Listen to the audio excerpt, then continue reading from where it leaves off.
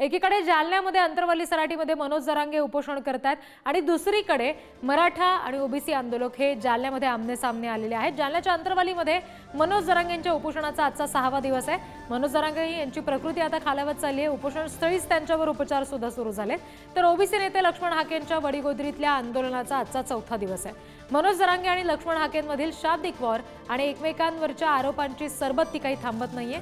हे सगळं सध्या सुरूच आहे असं दिसतंय। जरांगे पाटील हे आमरण उपोषण करतात, त्यांनी उपोषण सोडावं, त्यांच्या मागण्यांकडे मुळात सरकारनं लक्ष द्यावं याच्यासाठी मराठा आंदोलक प्रचंड आक्रमक आहेत। जालन्यामध्ये मराठा आणि ओबीसी आंदोलक हे आमने सामने आलेत। जालन्याच्या अंतरवालीत मनोज जरांगेंच्या उपोषणाचा आजचा 6वा दिवस आहे। तिकडे वडीगोद्रीमध्ये ओबीसी आंदोलक उपोषण करतायत। मनोज जरांगे यांची प्रकृती आता खालावत चालली आणि त्यांच्यावर उपचार सुद्धा सुरू झाले।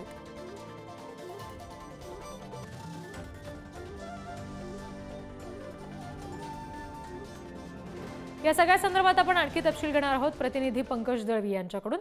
पंकज, आज मराठा आंदोलकांचं जे शिष्टमंडळ आहे ते मुख्यमंत्र्यांच्या भेटीसाठी जाणार असल्याचं सुद्धा या सगळ्या पार्श्वभूमीवर कळतंय। कधी नेमकी भेट होणार आहे? अजून भेटीची वेळ जी आहे ती दिलेली नाहीये। आज मुख्यमंत्र्यांचे सकाळी वर्षा या निवासस्थानी 10 वाजल्यानंतर काही कार्यक्रम आहेत आणि त्याच्यानंतर उपमुख्यमंत्र्यांसह मुख्यमंत्री जे आहेत ते नवी मुंबईतल्या एका उद्घाटनाच्या कार्यक्रमाला जाणार आहेत। त्यामुळे अजून तरी भेट नक्की किती वाजता आहे हे स्पष्ट झालेलं नाहीये। मात्र काल रात्री शंभूराज देसाई यांनी या आंदोलकांची भेट घेतली तेव्हा आजच मुख्यमंत्र्यांशी चर्चा करून देऊ असं त्यांना आश्वासन दिलंय। खरं ही भेट सोमवारी होणार होती। मुख्यमंत्र्यांचा आज कार्यक्रम असल्यामुळे आपण सोमवारी भेटू असं शंभूराज देसाईंनी म्हटलं। मात्र आंदोलकांनी भेटीवरती आजच भेटावं या भूमिकेवरती ठाम होते। त्यांच्या अनेक मागण्या आहेत। मराठा आरक्षणाची मागणी आहे, त्याच्यानंतर निजामकालीन नोंदीची, कुणबींच्या नोंदीची जी मागणी आहे ती आहे। मराठा आंदोलनाच्या काळामध्ये मराठा आरक्षणासाठी जी आंदोलनं केली होती त्या काळामध्ये आंदोलकांवरती ज्या केसेस घेतल्या त्या केसेस मागे घेण्याविषयीचा विषय असेल, असे अनेक विषय असतील, सगळ्या सोयऱ्यांचा विषय असेल। या सगळ्यावरती मुख्यमंत्र्यांना स्मरणपत्र देण्यासाठी हे आंदोलक पुण्यावरून मुंबईला आलेले आहेत। मात्र काल मुंबईत रात्री ते आलेत। मुंबईत आल्यानंतर मुख्यमंत्र्यांना भेटावं अशी त्यांची अपेक्षा होती। मात्र चुनाभट्टी जी मुंबईचे एंट्री पॉईंटच्या सुरुवातीला जो भाग आहे तिकडे सोमय्या ग्राउंडवरती त्यांना थांबवून ठेवलेलं आहे आणि यानंतर मुख्यमंत्र्यांची वेळ त्यांचं 5 जणांचं शिष्टमंडळ जे आहे ते मुख्यमंत्र्यांच्या भेटीला दिलं जाईल। मुख्यमंत्र्यांकडनं स्मरणपत्र देतील आणि त्याच्यानंतर पुढच्या चर्चा होतील। जी निश्चित। आणि या चर्चेदरम्यान काय घडतंय त्याचा तपशील तुमच्याकडून घेऊच। धन्यवाद दिलेल्या सगळ्या तपशिलांसाठी पंकज। तर एकीकडे मराठा आंदोलक हे प्रचंड आक्रमक झाले, तिकडे मुंबईत आलेत आणि तिकडे जालन्यामध्ये मराठा आणि ओबीसी आंदोलक सुद्धा आमने सामने आलेत। जालन्याच्या अंतरवालीमध्ये मनोज जरांगेंच्या उपोषणाचा 6वा दिवस आहे। प्रकृती खालावतीये, डॉक्टर त्यांच्यावर उपोषण स्थळीच उपचार करतायत आणि अशा परिस्थितीमध्ये आता काहीसं वातावरण आणखी चिघळण्याची चिन्ह दिसतात। आणखी तपशील घेणार आहोत प्रतिनिधी गौरव साळी यांच्याकडून। गौरव, जालन्यामध्ये सध्या नेमकं काय वातावरण पाहायला मिळतंय? मराठा ओबीसी आंदोलक आमने सामने आल्याचं समजतंय। अगदी खरे रीती आपण जर पाहायला गेलं तर मनोज जरांगे यांच्या आमरण उपोषणाचा आता 6वा दिवस आहे आणि जरांगे पाटलांच्या आमरण उपोषणाच्या समर्थनात आज जालना जिल्हा बंदची हाक देण्यात आलेली आहे आणि बंदला देखील उत्स्फूर्त प्रतिसाद जो आहे जालन्यात पाहायला मिळत आहे। आता मी सध्या जालन्यातील वडीगोद्री या ठिकाणी उभा आहे आणि याच ठिकाणी काल मराठा आणि ओबीसी आंदोलकांचा संघर्ष पाहायला मिळाला होता। दोन्ही आंदोलक जे आहेत ते आक्रमक झाले होते आणि त्यांच्याकडून जोरदार घोषणाबाजी या ठिकाणी चालू होती। मात्र काल रात्रीपर्यंत हा चाललेला जो प्रकार आहे आता हा शांत झालेला आहे आणि सध्या गावामध्ये तणावपूर्वक शांतता पाहायला मिळत आहे। या ठिकाणी पोलिसांचा बंदोबस्त मोठ्या प्रमाणात लावण्यात आलेला आहे। त्याचबरोबर वडीगोद्री असेल, अंतरवाली असेल या ठिकठिकाणी पोलिसांनी गस्त घातलेली आहे आणि पोलीस रात्रभरापासून खडा पहारा देताना पाहायला मिळत आहे। नुकतंच या ठिकाणी ओबीसी नेते लक्ष्मण हाके आणि नवनाथ वाघमारे यांची आरोग्य तपासणी पथकाकडून करण्यात आलेली आहे। त्यांची प्रकृती चांगली असून त्यांनी उपचार घ्यावा असं आवाहन देखील डॉक्टरांनी त्यांना केलेलं आहे। आपण जर पाहायला गेलं तर काल जी काही संघर्षाची परिस्थिती अंतरवालीच्या वेशीवर म्हणजेच वडीगोद्री या ठिकाणी उद्भवली होती त्यानंतर आज गावामध्ये शांतता पाहायला मिळते। मात्र आज दिवसभरात काय घडामोडी होतात हे पाहणं महत्त्वाचं आहे। आज जरांगे पाटलांच्या उपोषणाचा 6वा तर लक्ष्मण हाके आणि नवनाथ वाघमारे यांच्या उपोषणाचा 4था दिवस आहे। तर ओबीसी आरक्षण बचावासाठी उपोषणाला बसलेले लक्ष्मण मंगेश ससाने यांच्या आमरण उपोषणाचा आजचा 5वा दिवस आहे। निश्चित। एकंदरीत या सगळ्या परिस्थितीमध्ये आता जालन्यामध्ये या पुढे नेमकं दिवसभरात काय घडते त्याचे अपडेट्स वेळोवेळी तुमच्याकडून घेऊ। गौरव, धन्यवाद दिलेल्या माहितीसाठी। तर मराठा आंदोलकांकडून बीड धाराशिव नंतर आज पुणे बंदची हाक सुद्धा देण्यात आली आहे। अंतरवाली सराटीमध्ये उपोषण करत असलेल्या मनोज जरांगे पाटील यांच्या समर्थनार्थ हा बंद पुकारण्यात आलेला आहे। तर नवी मुंबई आणि हिंगोलीमध्ये अन्नत्याग आंदोलन केलं जाणार आहे। जरांगे पाटलांच्या उपोषणाचा आजचा 6वा दिवस आहे। तातडीनं या मागण्या मान्य कराव्यात अशी मागणी एकीकडे मराठा आंदोलक करत आहेत।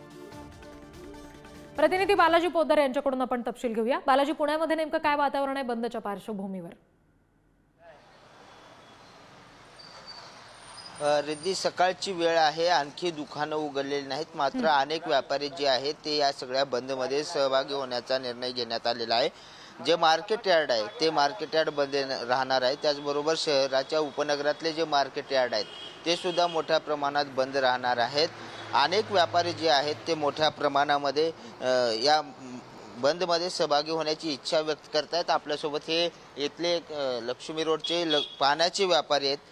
तुमचं काका दुकान आहे, तुम्ही आज बंदमध्ये सहभागी होणार आहे? हो, मी बंदमध्ये सहभागी होणारच आहे, कारण या गोष्टीचा मला खूप मोठा फटका बसलेला आहे। काय फटका म्हणजे माझ्या बारक्या मुलीला 92% मार्क होते 10वीला, आणि तिला गव्हर्नमेंट पॉलिटेक्निकमध्ये मी जेव्हा ॲडमिशनसाठी हे केला, अर्ज केला, तेव्हा तिचं पहिल्या लिस्टला नाव लागलंच नाही आणि 68% मुलीचं नाव लागतंय। म्हणजे हा आमच्या मराठा समाजावर किती अन्याय होतोय।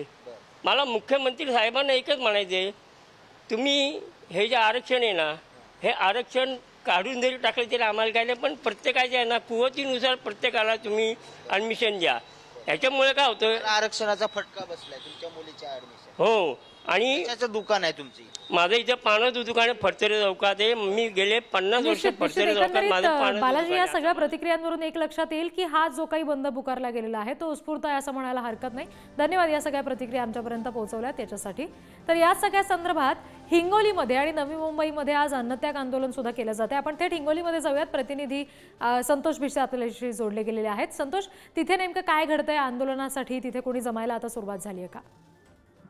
नक्कीच रे, कारण मनोज जरांगे यांनी उपोषण सुरू केलेलं आहे। त्या उपोषणाच्या समर्थनात हे या ठिकाणी आज उपोषण केलं जात आहे। छत्रपती शिवाजी महाराज चौक त्या ठिकाणी उपोषण आहे। त्याचबरोबर जिल्ह्याच्या काय तहसील कार्यालयासमोर देखील सिंहासन केलं जाणार आहे। एवढंच नव्हे तर जिल्ह्यातील जे काही ग्रामीण भाग आहे, ग्रामीण भागाच्या अनेक गावामध्ये हे आंदोलन देखील केलं जाणार आहे। सध्या आता आंदोलन करते उपोषण करते यायला सुरुवात झाली आहे, कारण ग्रामीण भागातून काही उपोषण करते त्या छत्रपती शिवाजी महाराज चौक त्या ठिकाणी येणार आहेत आणि मनोज जरांगे पाटील यांच्या उपोषण समर्थनात उपोषण आहे।